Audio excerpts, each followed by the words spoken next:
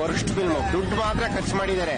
Family ಎಲ್ಲಾರ 1ರಿಂದ 10ನೇ class ಹೋದ ಮಕ್ಕಳು ಹೆಣ್ಮಕ್ಳು ಕರ್ಕ ಬಂದ್ರೆ ಮೆಟ್ಟಲ್ಲಿ ಹೊಡಿತಾರೆ ಫ್ಯಾಮಿಲಿಯವರು. ಚೆನ್ನಾಗಿಲ್ಲ ಫಿಲ್ಮ್. ಹಿಂಗೆ ಹೇಳೋರು ಒಂಥರ ಹೇಳ್ತಾರಲ್ಲ, ಈ ಅರ್ಬನ್ ನಕ್ಸಲಿಸ್ಟ್ ಅಂತಾರಲ್ಲ, ಆ ತರದವ್ರು ಇವರು. ಹಿಂದಿ ಪಿಕ್ಚರ್ ಇಂಗ್ಲಿಷ್ ಪಿಕ್ಚರ್ ಆದ್ರೆ ಅವ್ರು ಬಿಕ್ನೆ ಹಾಕಿರೋ ಪಿಚ್ ನೋಡೋದೆಲ್ಲ ನೋಡ್ಕೊಂಡ್ಬಿಡ್ತಾರೆ. ಇಲ್ಲ ನೋಡ್ಬಿಟ್ರೆ ಇವರಿಗೆ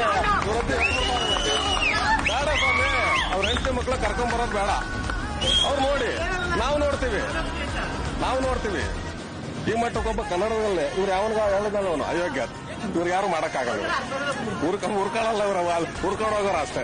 ಇದು ಕೊಟ್ಟಿಲ್ಲ UA ಸರ್ಟಿಫಿಕೇಟ್, UA ಕೊಟ್ಟವ್ರ. ಇವ್ರು ಯಾಕೆ ಬಂದ ನೋಡಕ್? ಮತ್ತೆ ಮಲ್ಲಿರ್ಬೇಕು ಸುಮ್ನೆ.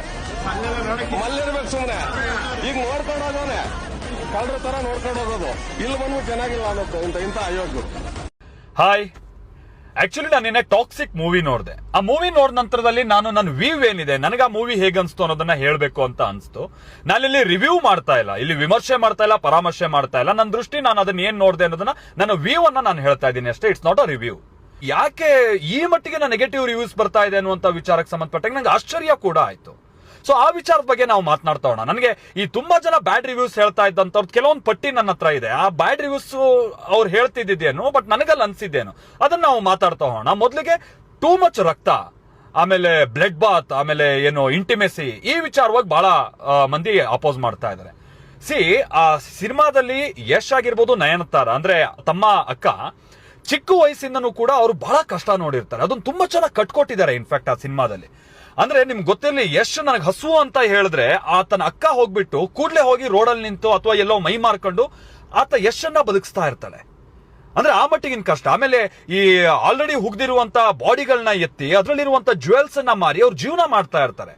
ಸೊ ಅಂತ ಬಾಲ್ಯದಲ್ಲಿ ಇದ್ದಂತ ಮಂದಿ ಅವ್ರು ಬೆಳೆದಂತ ನಂತರದಲ್ಲಿ ನೀವೇನ್ ನಿರೀಕ್ಷೆ ಮಾಡೋಕ್ ಸಾಧ್ಯ? ಆ ಟಾಕ್ಸಿಕ್ ಅಥವಾ ಕ್ರೂಯಲ್ಟಿ ತಾನೇ ನಿರೀಕ್ಷೆ ಮಾಡಕ್ ಸಾಧ್ಯ. ಹಾಗಂತ ನಾನು ಈ ಬಾಲಿವುಡ್ ಅಲ್ಲಿ ಅನಿಮಲ್ಸ್ ಸಿನಿಮಾ ನೋಡ್ದಂಗೋ ಅಥವಾ ಈ ಮಲಯಾಳಂ ಅಲ್ಲಿ ಮಾರ್ಕೋ ಸಿನಿಮಾ ನೋಡ್ದಂಗೋ ಆ ಮಟ್ಟಿಗಿನ ಕ್ರೂಯಲ್ಟಿ ನಾನು ಈ ಸಿನಿಮಾದಲ್ಲಿ ನೋಡಿಲ್ಲ.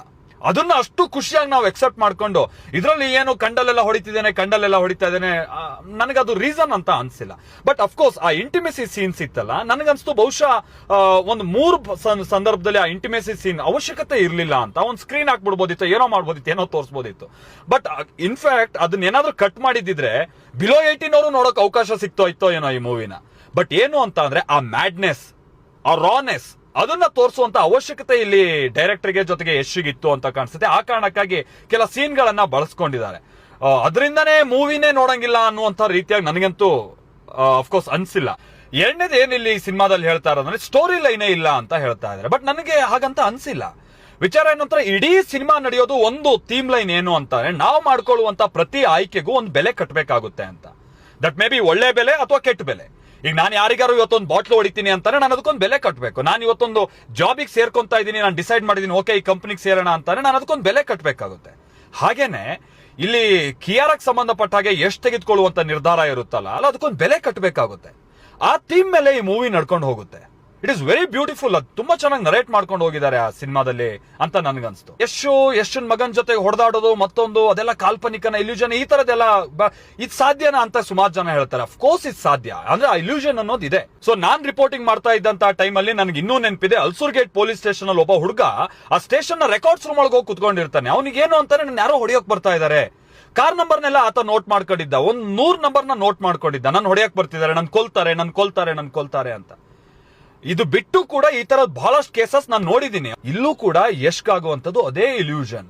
ಅದನ್ನ ಅವರು ಬಹಳ ಬ್ಯೂಟಿಫುಲ್ ಆಗಿ ಅದನ್ನ ಸ್ಕ್ರೀನ್ ಮೇಲೆ ತೋರಿಸಿದ್ದಾರೆ. ಆಮೇಲೆ ಇನ್ನೊಂದು ವಿಚಾರ ಅಂತ ಅಂದ್ರೆ ಒಂದು 30-40 ಪ್ರಾಯದ ಯಶ್, ಅದಾದ್ಮೇಲೆ ಒಂದು 60+ ಯಶ್, ಅದಾದ ನಂತರ ಒಂದು ಟೀನೇಜ್ ಯಶ್, ಬಹಳ ಬ್ಯೂಟಿಫುಲ್ ಆಗಿ ಆ ಚೇಂಜ್ ಓವರ್ ಮಾಡ್ಕೊಂಡಿದ್ದಾರೆ. ಆಮೇಲೆ ಪ್ರತಿ ಸೀನ್ ಕೂಡ ಅಷ್ಟೊಂದು ರಿಚ್ ಆಗಿ ಮೂಡ್ ಬಂದಿದೆ. ಪ್ರತಿ ಸೀನಲ್ಲೂ ಕೂಡ ಯಶ್ ಕಾಣುವಂತ ರೀತಿ, ಜೊತೆಗೆ ಆ ಸುತ್ತಮುತ್ತಲ ಬ್ಯಾಕ್ ಗ್ರೌಂಡ್, ಆ BGMಗಳು ಬಹಳ ಬ್ಯೂಟಿಫುಲ್ ಆಗಿದೆ. ನಿಮ್ಗೆ ಗೊತ್ತಿರಲಿ, ಯಶ್ ಈ ಸಿನಿಮಾಗೆ ಸುಮಾರು 16-18 kg ಡೌನ್ ಮಾಡ್ಕೊಂಡಿದ್ದಾರೆ.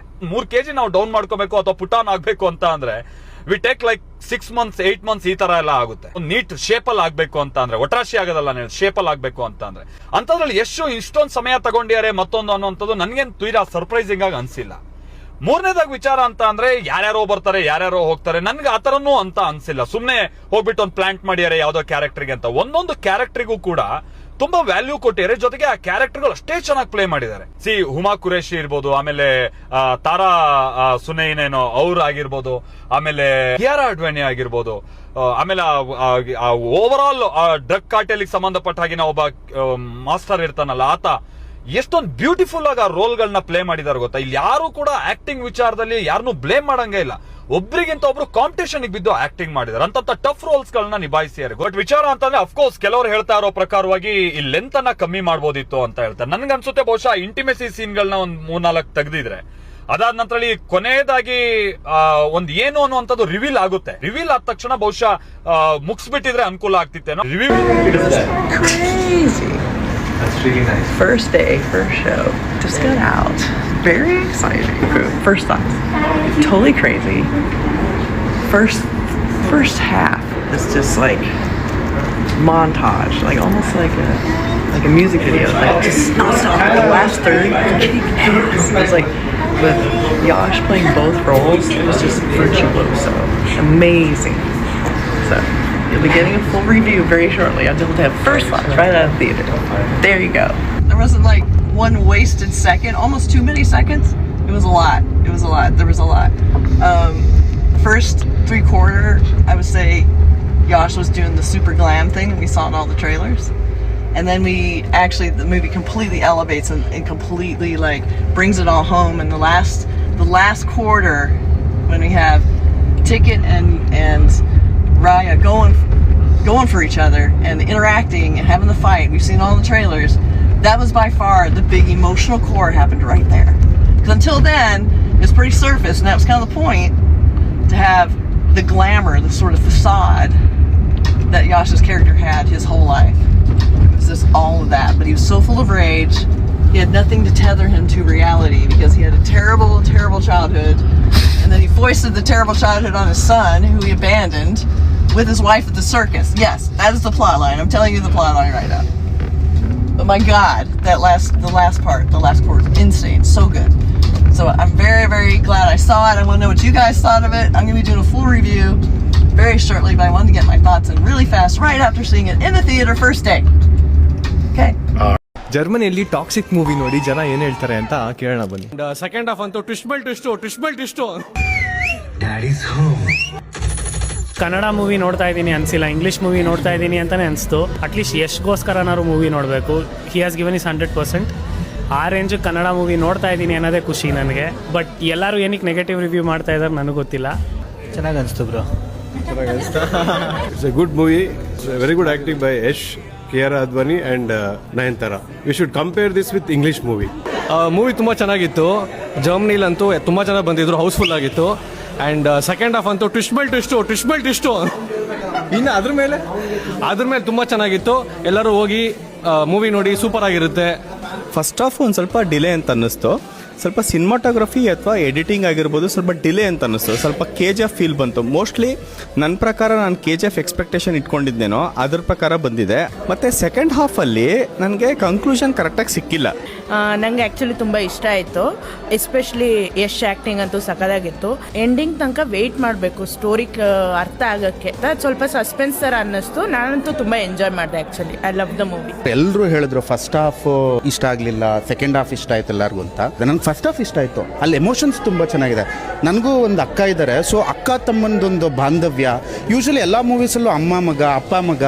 ಸೊ ಅಕ್ಕ ತಮ್ಮನ ಬಾಂಧವ್ಯ ಏನು ಎಮೋಷನ್ಸ್ ಅನ್ನೋದೆಲ್ಲ ತುಂಬ ಚೆನ್ನಾಗಿ ಬಂತು. ಬಟ್ ಸೆಕೆಂಡ್ ಹಾಫಲ್ಲಿ ಒಂಚೂರು ಇದಾಯಿತು. ಬಟ್ ಏನನ್ನಿಸ್ತು ನನಗೆ ಅಂದರೆ we are over expectations. Kannada has come to the world market. ವಿಜೃಂಭಿಸೋಣ, ಎಂಜಾಯ್ ಮಾಡೋಣ, ಸಪೋರ್ಟ್ ಮಾಡೋಣ. ಸೊ ಮೂವಿ ಚೆನ್ನಾಗಿತ್ತು. ಆ್ಯಕ್ಚುಲಿ ನಾವು ಇಂಡಿಯಾದಲ್ಲಿ ರಿವ್ಯೂಸ್ ನೋಡಿದ್ವಿ. ಸೊ ಇವತ್ತು ಬೆಳಗ್ಗೆ ಎಲ್ಲ ರಿವ್ಯೂ ನೋಡಿದ್ವಿ. ಬಟ್ ರಿವ್ಯೂಸ್ ತುಂಬ ವರ್ಸ್ಟ್ ಇತ್ತು. ಬಟ್ ಮೂವಿ ಮಾತ್ರ ತುಂಬ ಚೆನ್ನಾಗಿತ್ತು. ಆರಾಮಾಗಿ ಒನ್ ಟೈಮ್ ನೋಡ್ಬೋದು. ಮೂವಿ ಮಾತ್ರ ಅಲ್ಟಿಮೇಟ್ ಅನಿಸ್ತು ನನಗೆ. ಫಸ್ಟ್ ಹಾಫಲ್ಲಿ ಸ್ವಲ್ಪ ಸ್ಲೋ ಅನ್ನಿಸ್ತು. ಈ ಸಿನಿಮಾಟೋಗ್ರಫಿ ಆಮೇಲೆ ಕ್ಯಾಮ್ರಾ ವರ್ಕ್ ಇದೆಯಲ್ಲ, ತುಂಬ ಫೇಸಿಗೆ ಹತ್ರ ಹೋಗಿ ಝೂಮ್ ಮಾಡಿ ತೆಗ್ದಿರೋ ಥರ ಅನಿಸ್ತು. ಅದು ಕೆಲವು ಸೀನ್ಸಲ್ಲಿ ಓಕೆ, ಬಟ್ ಎಲ್ಲ ಸೀನಲ್ಲಿ ಫಸ್ಟ್ ಹಾಫ್ ಜಾಸ್ತಿ ಅನಿಸ್ತು. But second half it was really ಒಂದು ವೆರೈಟಿ ಇತ್ತು. ಹಾಗಾಗಿ ಓವರ್ ಆಲ್ ನನಗಂತೂ ಇಷ್ಟ ಆಯಿತು. ಕತೆ ಅಂತೂ ನನಗೆ ನಿಜವಾಗ್ಲೂ ಅರ್ಥ ಆಯಿತು. ಬೇರೆಯವ್ರಿಗೆ ಎಷ್ಟೋ ಜನಕ್ಕೆ ಕತೆ ಅರ್ಥ ಆಗಿಲ್ಲ. ಸೊ ಹಾಗಾಗಿ ಏನು ಮಾಡೋಕ್ಕಾಗಲ್ಲ.